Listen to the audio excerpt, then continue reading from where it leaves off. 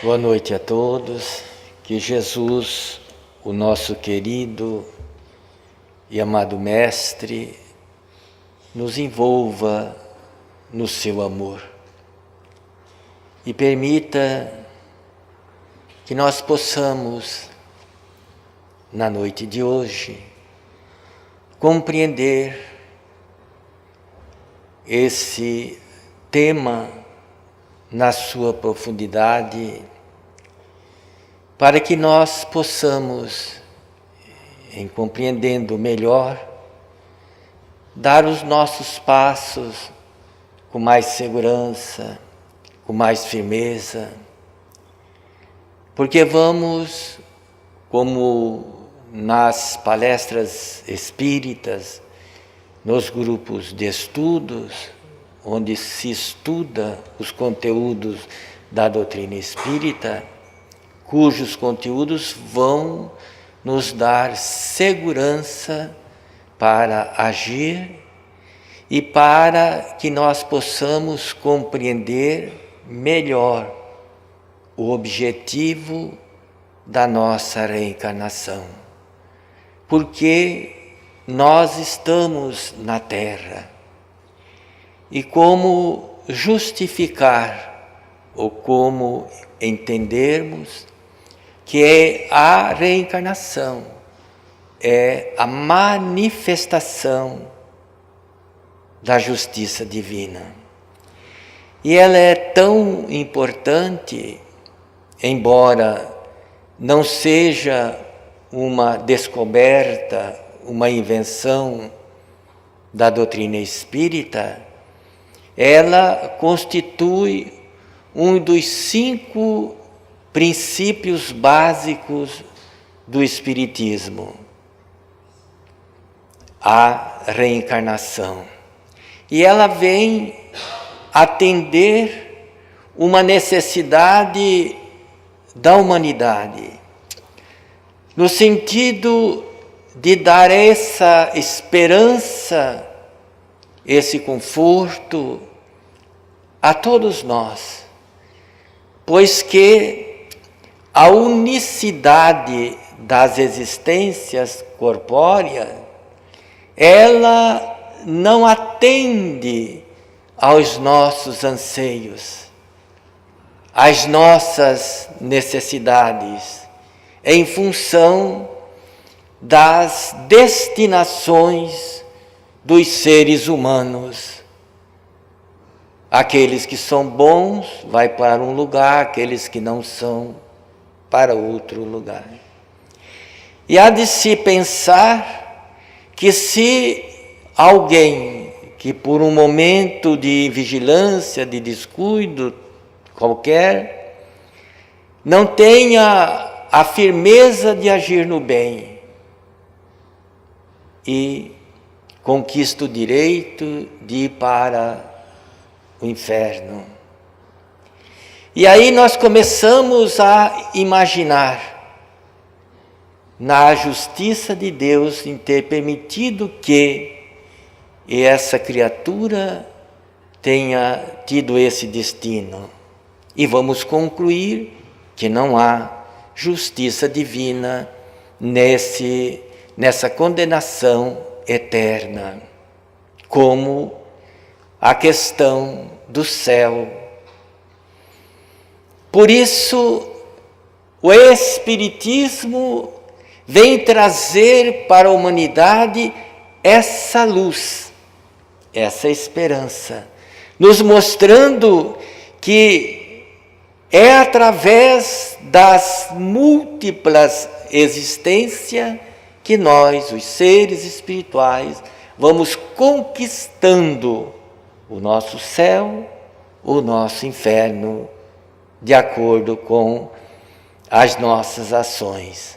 Ou seja, o céu e o inferno, na conceituação espírita, é um estado de alma, que é uma conquista do ser humano.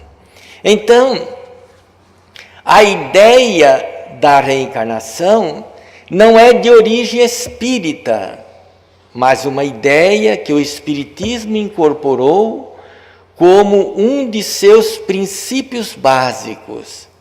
O sentido, volta da alma, o espírito, ao novo corpo, de acordo com as suas necessidades e merecimentos, para novas aprendizagens com vistas à evolução intelecto-moral.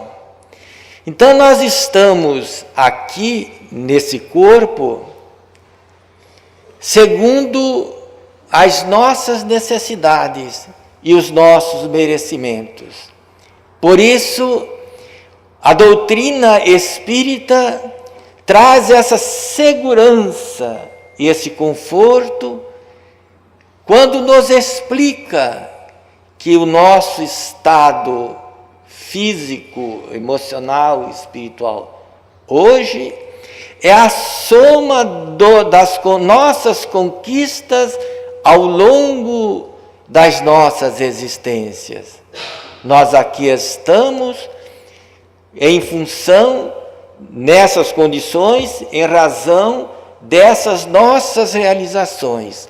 Então esse conhecimento nos traz segurança, nos vai mostrando que aquilo que vivo hoje, o que vivemos hoje, é o que nós necessitamos, é o que nós merecemos, para que possamos, através das nossas ações, conquistarmos a asa da intelectualidade e a asa da moralidade, que são as duas asas que vai fazer com que nós, os seres espirituais, vamos conquistar a nossa evolução espiritual, o nosso progresso espiritual. Então a ideia do retorno à vida corporal está no pensamento antigo, desde a mais remota antiguidade. Essa ideia, não segundo as explicações da doutrina espírita hoje, mas a ideia da multiplicidade das existências, elas estão no seio da humanidade desde todo esse tempo, como os filósofos, teólogos e mestres aceitavam a ideia do retorno ou levantavam a hipótese da reencarnação. A Cabala hebraica, Pitágoras, Aristófanes, Sócrates, Platão, Clemente de Alexandria, Orígenes, um dos pais da Igreja Católica, posteriormente foi considerado pela Igreja herege, em função das suas ideias não conferirem com o corpo doutrinário da Igreja.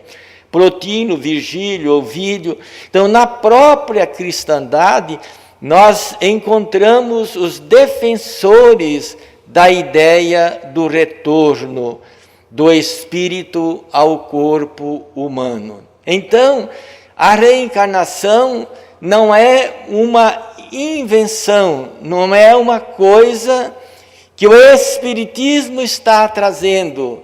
Ele reuniu nos seus princípios doutrinários uma ideia consagrada ao longo da nossa história. Se nós formos observar, todas as ideias divinas, todas as ideias que vêm trazer benefícios para a humanidade, elas não são divulgadas de uma vez só no planeta, na nossa terra ou num país. Essas ideias, como a pluralidade dos mundos habitados, elas vêm sendo lançadas homeopaticamente. Elas vêm sendo lançadas de uma forma em que o ser humano vai construindo em si essa ideia. O caso da reencarnação não é diferente. Tantas foram as revelações, tantos foram os exemplos. O próprio rei Saul, que buscou Samuel para conversar, que já havia morrido através de uma pitonisa, para nós hoje médium. Então, a própria Bíblia traz um diálogo entre um rei conversando com outro rei desencarnado.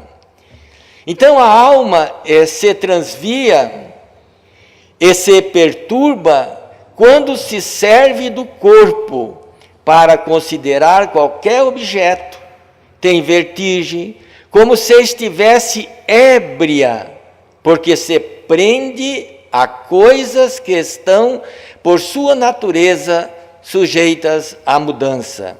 Ao passo que, quando contempla a sua própria essência, dirige-se para o que é puro, eterno, imortal, e sendo ela dessa natureza, permanece aí ligada, por tanto tempo quanto possa. Cessam então os seus transviamentos, pois que está unida ao que é imutável e a esse estado da alma é que se chama sabedoria.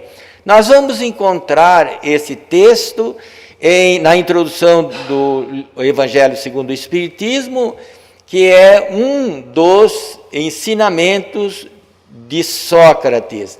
E há de se ver nesse ensinamento em que ele fala das vertigens, das necessidades, das dificuldades que o ser humano encontra quando está na Terra.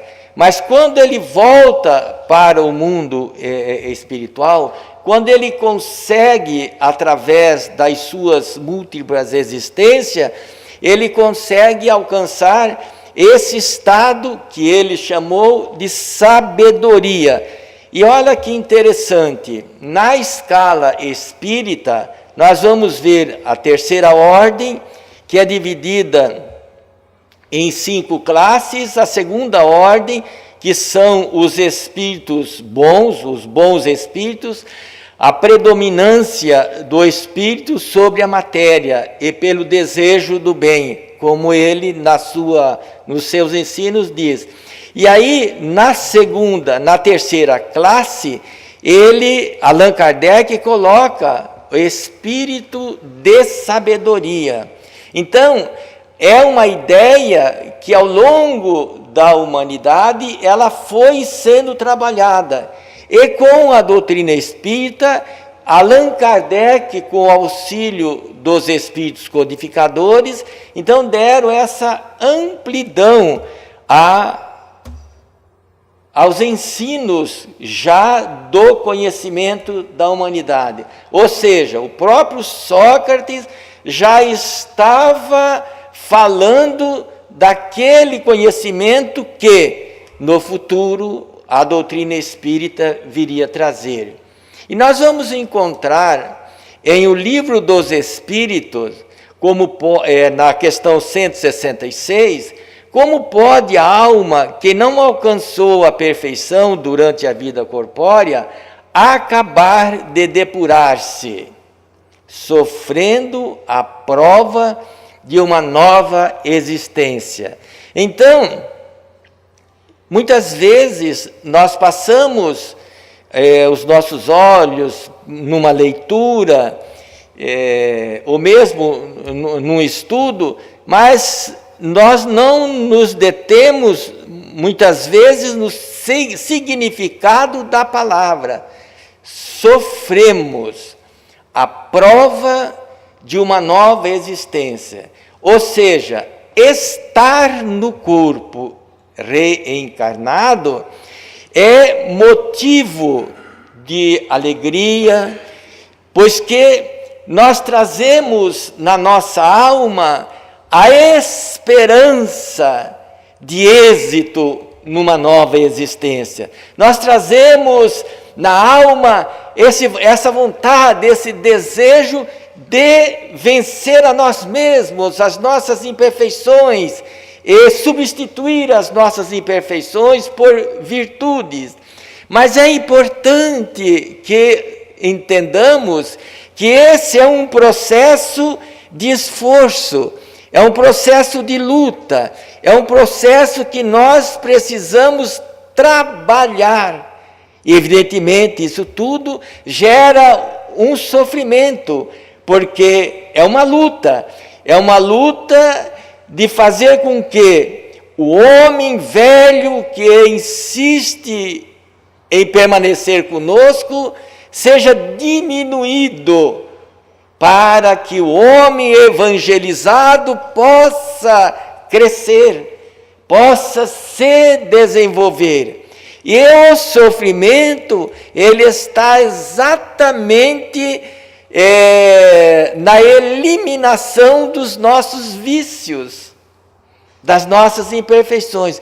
Quantos são os nossos vícios que nós mantemos e temos tantas e tantas dificuldades para eliminar? Os nossos vícios morais, o nosso egoísmo, o nosso orgulho, daí o sofrimento, pois que para extirpar da nossa alma o orgulho é necessário um esforço, que com certeza vai gerar esse sofrimento. Mas Allan Kardec investiga mais, formulando uma nova questão aos espíritos.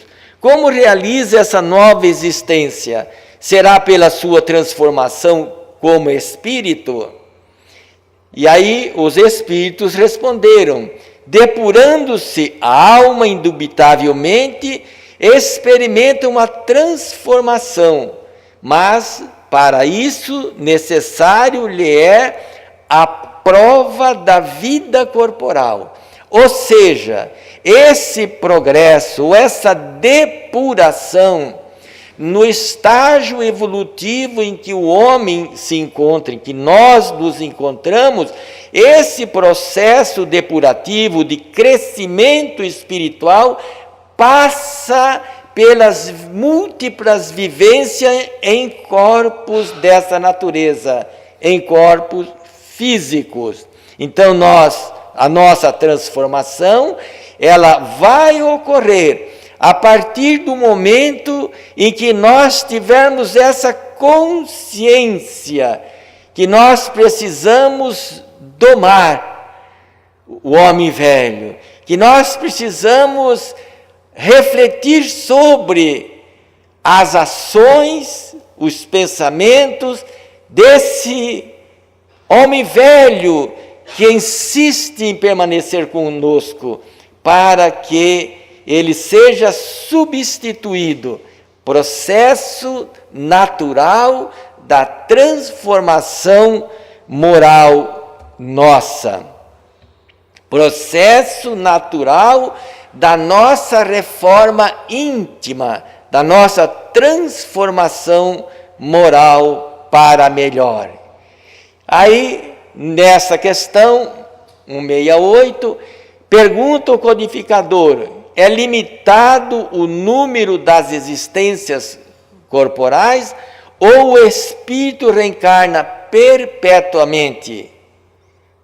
A cada nova existência, o espírito dá um passo para adiante, na senda do progresso.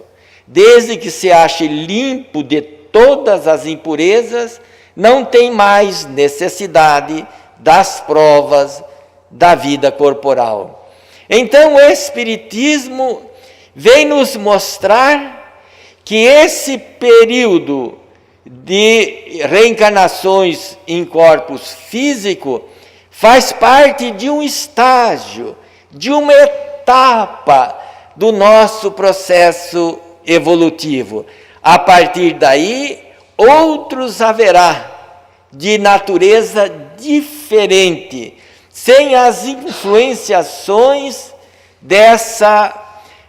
do corpo físico, mas se dará de uma forma diferenciada, que nós não sabemos como, mas em espírito, habitando outros planetas, outras regiões, o espírito vai continuar o seu processo evolutivo, evidentemente não com as aflições, com as dores, com os sofrimentos próprios da natureza humana.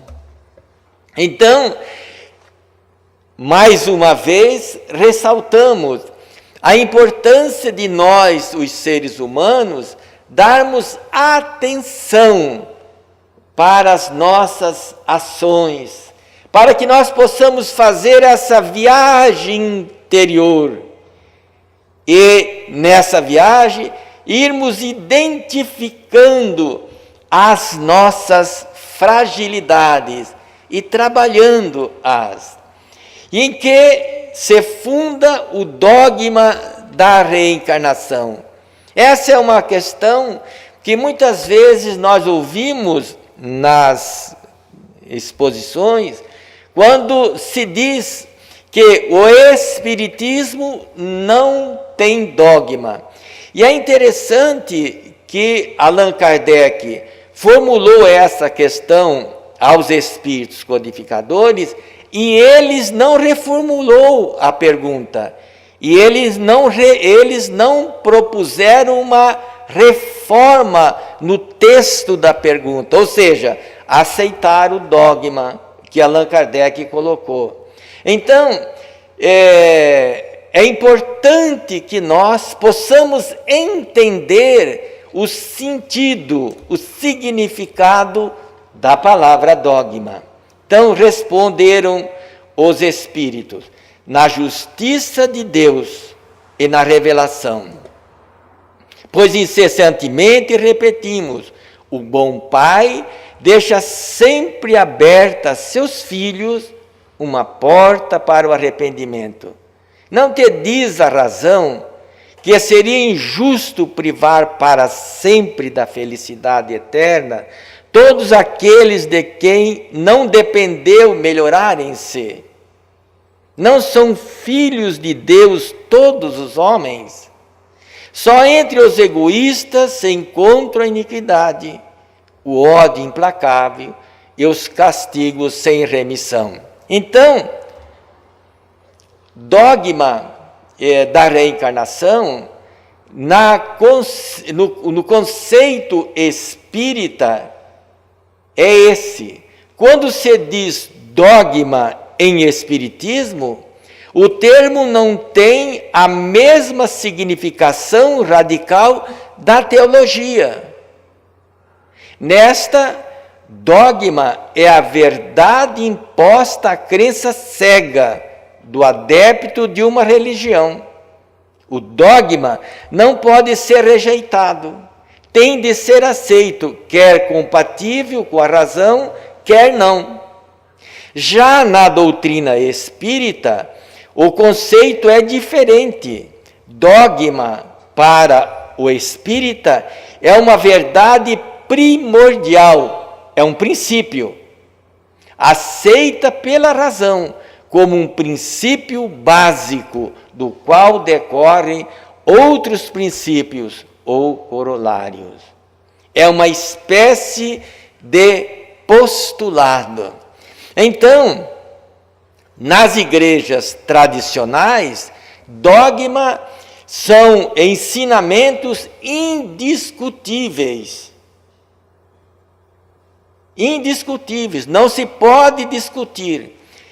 Os dogma da reencarnação, por exemplo, aqui posto, ele não tem essa conotação. Nós podemos discutir, nós podemos buscar entender, refletindo, estudando, questionando o significado da reencarnação, sem que gere qualquer constrangimento ou consequência para o adepto da doutrina espírita.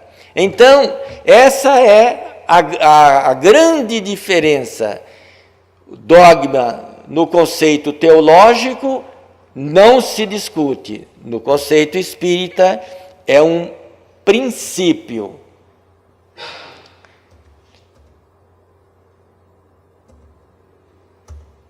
Então, a doutrina da reencarnação, isto é, a que consiste em admitir para o espírito muitas existências sucessivas, é a única que corresponde à ideia que formamos da justiça de Deus para com os homens, que se acham em condições moral inferior, a única que pode explicar o futuro e firmar as nossas esperanças, pois que nos oferece os meios de resgatarmos os nossos erros por novas provações. A razão nos indica e os espíritos nos ensinam.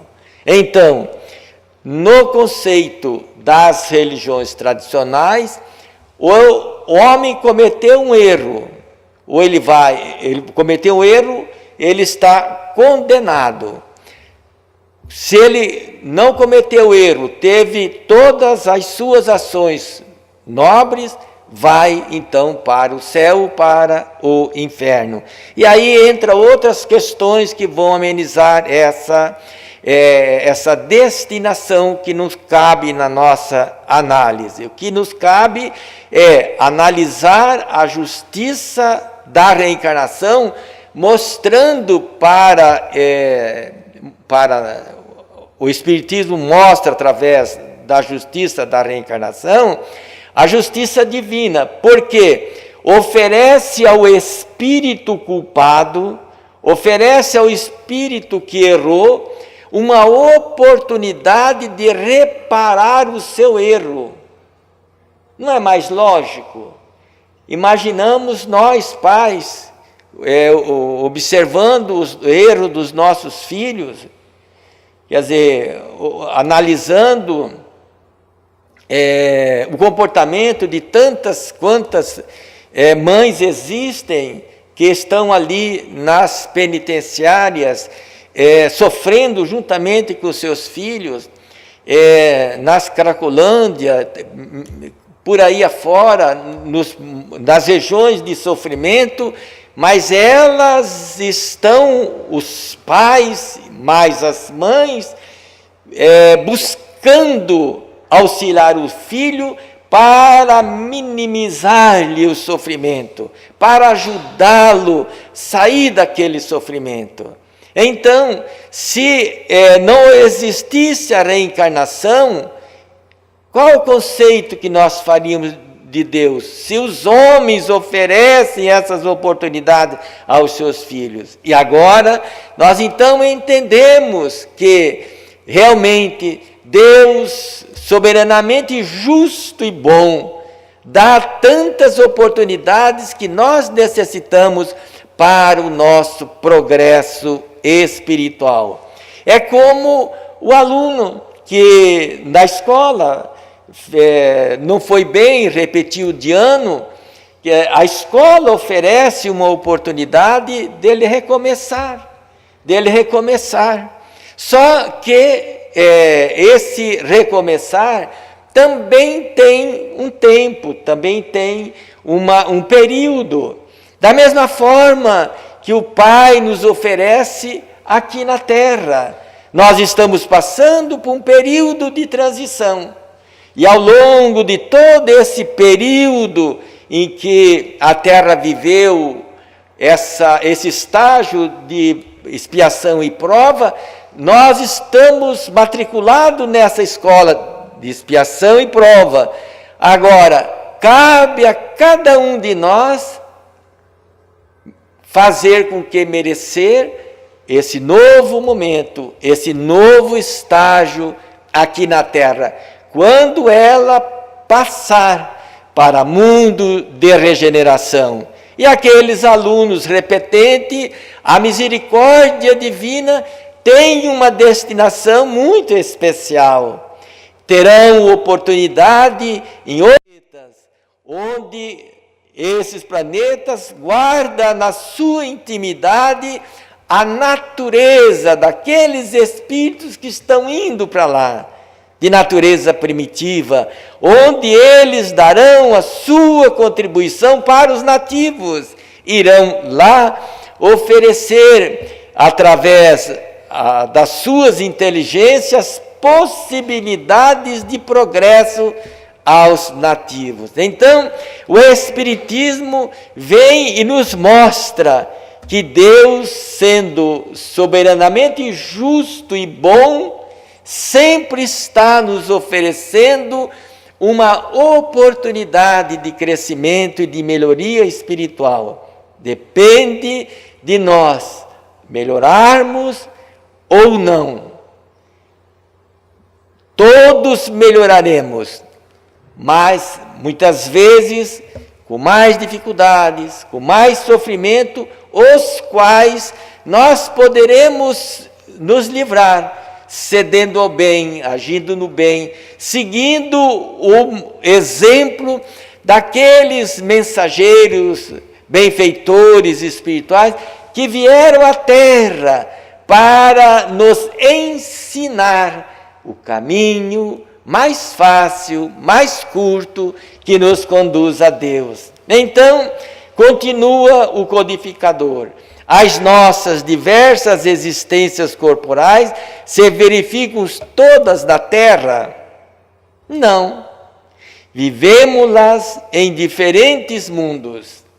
As que aqui passamos não são as primeiras nem as últimas, são, porém, das mais materiais e das mais distantes da perfeição.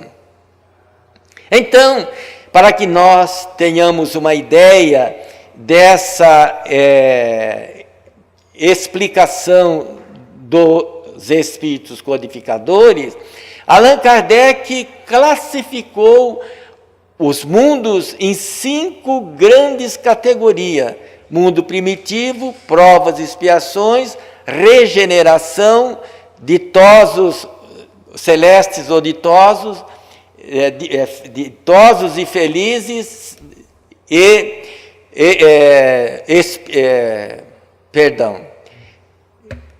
a classificação: mundos primitivos, esse mundo de prova e expiação, regeneração, ditosos, celestes ou divinos. Então, com essa classificação, nós podemos observar que nós estamos mais perto da nossa origem do que da nossa destinação. Obrigado. Nós estamos mais perto da nossa origem do que da nossa destinação, do fim nosso. Então, Allan Kardec nos mostra esse caminho que nós ainda devemos caminhar para conseguirmos atingir o nosso verdadeiro objetivo, que é a busca da nossa perfeição, onde vamos conquistar a condição de espíritos puros. Para chegar à perfeição e à suprema felicidade, destino final de todos os homens, tem o espírito que passar pela fieira de todos os mundos existentes no universo? Não, responderam eles, porquanto muitos são os mundos correspondentes a cada grau da respectiva escala, e o espírito, saindo de deles, nenhuma coisa nova aprenderia nos outros do mesmo grau. Então, é interessante essa explicação, porque poderíamos imaginar que nós teríamos que passar por todos os mundos. Não, porque há muitas terras no nosso universo. Planetas que guardam na sua intimidade essa condição dos espíritos que aqui estão. que aqui estamos na Terra. Então, se nós saíssemos desse planeta e fôssemos habitar um outro planeta semelhantes ao nosso, nada de novo nós aprenderíamos. Ou seja, nós precisamos, e no universo existem outros mundos que vão oferecer àqueles que já aprenderam, que deveriam aprender na Terra e conquistar o merecimento daqui, saírem para novos mundos. No universo nós vamos encontrar esses mundos, como os espíritos que estão saindo, que estão deixando o planeta Terra. No universo existem outros tantos mundos primitivos que guardam na sua intimidade essa natureza primitiva dos espíritos primitivos que vão para lá. Então, Allan Kardec continua investigando essa questão da justiça da reencarnação, como se explica, então, a pluralidade de suas existências em o mesmo globo. Quer dizer, ele quer saber por que nós temos que reencarnar várias vezes aqui na Terra. E aí os espíritos responderam: de cada vez poderá ocupar posição diferente das anteriores, e nessas diversas posições lhe depara outras tantas ocasiões de adquirir experiências. Então, cada reencarnação nós vamos aprender um conteúdo, e nas sucessivas reencarnações nós vamos ampliando o leque dos nossos conhecimentos. E como nós encontramos comprovações dessa verdade apresentada pela doutrina espírita? Quantas são as pessoas que têm determinados domínios sobre determinadas ciências, na arte, na música? Quantas são as pessoas que têm essa facilidade? Quantas são outras pessoas que têm tantas dificuldades em tantos outros conhecimentos acadêmicos, não é verdade? Então, o que isso prova? Prova que determinados espíritos avançaram no conhecimento, determinados outros não conseguiram ainda avançar, mas todos nós teremos a oportunidade de avançar, ao ponto de, quando nós desenvolvermos um conhecimento, nós poderemos reencarnar com esse conhecimento bloqueado, para que possamos desenvolver outros conhecimentos, e assim sucessivamente, até buscarmos esses conhecimentos que o planeta Terra possa nos oferecer. E tudo isso vai acontecer pelo retorno, pela pluralidade das existências corporais no planeta Terra. E Allan Kardec ainda prossegue nessa investigação. Pode os espíritos encarnar em um mundo relativamente inferior a outro, onde já viveram? Sim, quando em missão, com o objetivo de auxiliar o progresso, caso em que aceite alegre as tribulações de tal existência, por lhes proporcionar meio de se adiantarem. Então,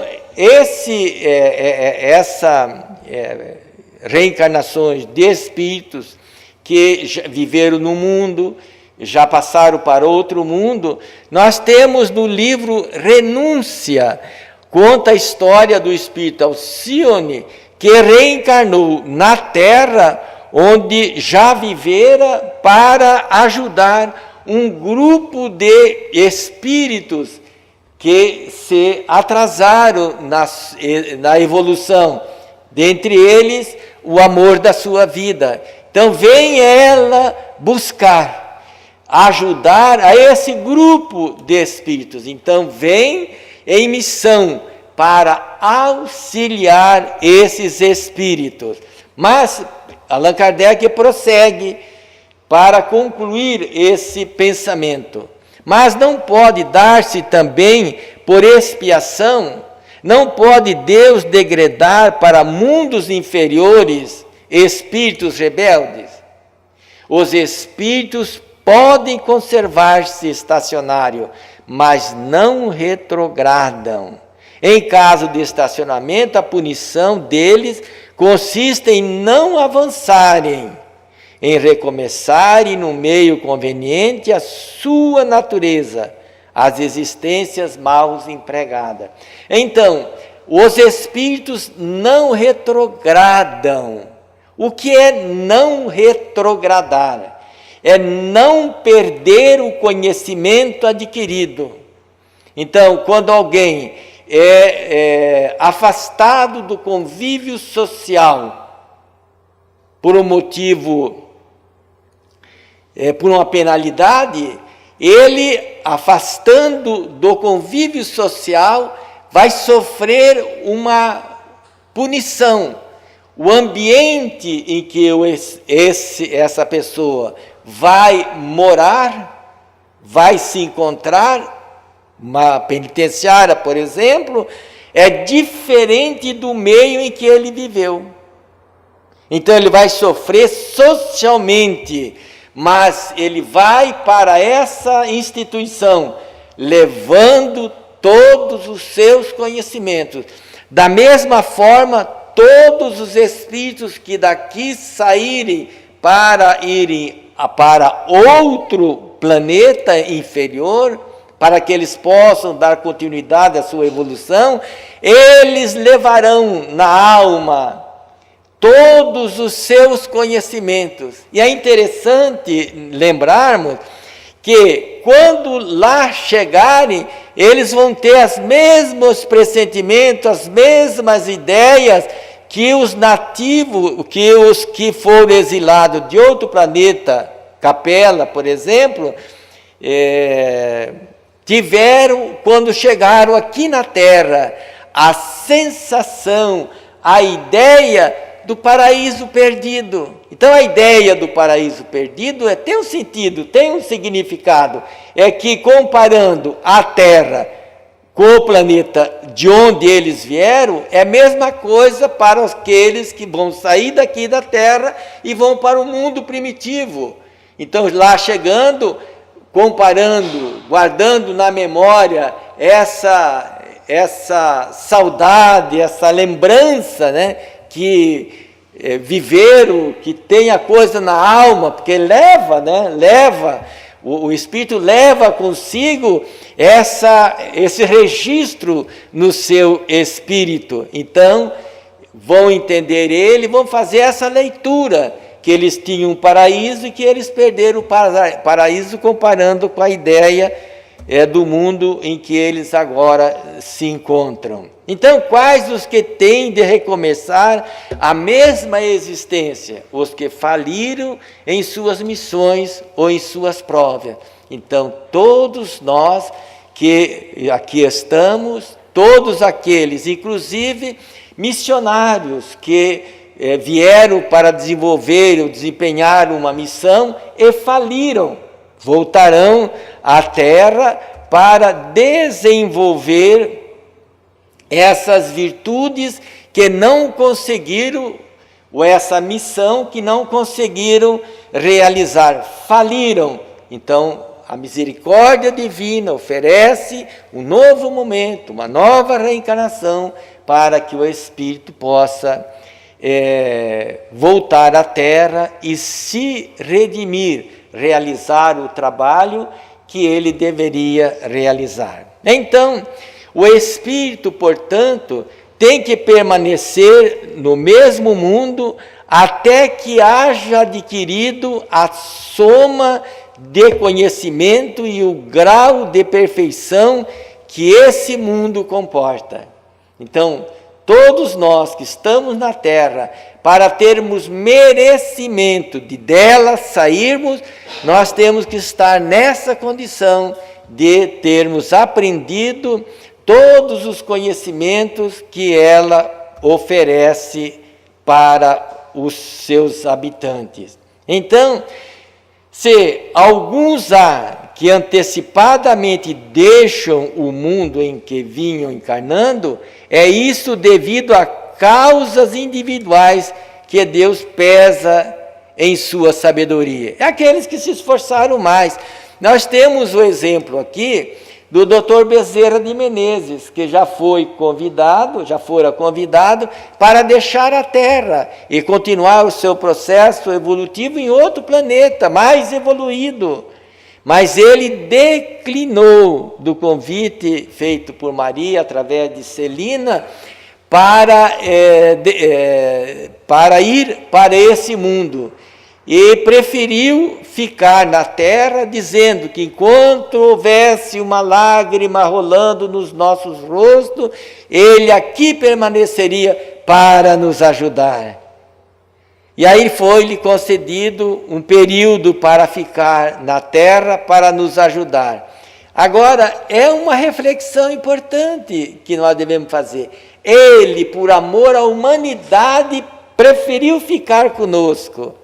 E nós estamos nos esforçando para colocar os seus ensinamentos nos atos das nossas existências? Como que nós estamos aproveitando a contribuição desse benfeitor da humanidade? Precisamos refletir sobre essa questão. E aí, tudo na criação tem uma finalidade, sem que Deus não seria prudente nem sábio. Esses são os ensinamentos que estão contidos em a Gênese, no capítulo 11, no item 34. Então, meus irmãos, a reencarnação é, sem dúvida nenhuma, a Senhora da Justiça. É através dela que nós vamos encontrar a manifestação do amor de Deus, a manifestação da sua justiça, nos oportunizando para que todos nós tenhamos oportunidade, teremos ocasiões de adquirir os conhecimentos que nós devemos adquirir.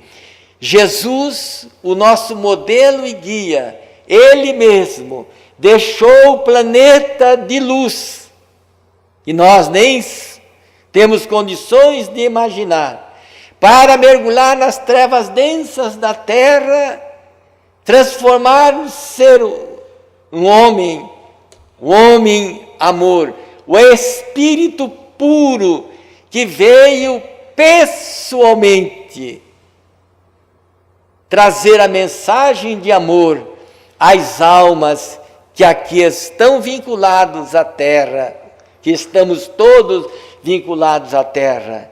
Que Ele mesmo, o mensageiro divino, esse Espírito que tanto nos ama, possa encontrar em nossos corações receptividade, possa encontrar os seus ensinos eco nas nossas almas, para que não tenha sido em vão a sua vinda no planeta Terra. Da mesma forma, nós poderemos dizer, com relação ao codificador, tantos foram os seus esforços, tantos foram as suas lutas, os seus sacrifícios, para trazer para a humanidade esse roteiro de luz, que é a codificação da doutrina espírita, para iluminar as nossas almas, oferecendo as condições propícias e adequadas para que nós possamos dar os nossos passos com mais segurança, fazendo essa reforma íntima tão necessária e tão importante que todos que nos encontramos na Terra estamos buscando. Então, em gratidão ao Senhor Allan Kardec, que possamos nos esforçar para realizarmos essa nossa transformação, essa reforma íntima. Que Ele mesmo, o Senhor Jesus, nos abençoe e nos guarde em sua paz e permita que nós possamos guardar na nossa intimidade essa esperança de um dia conquistarmos as virtudes que precisamos conquistar.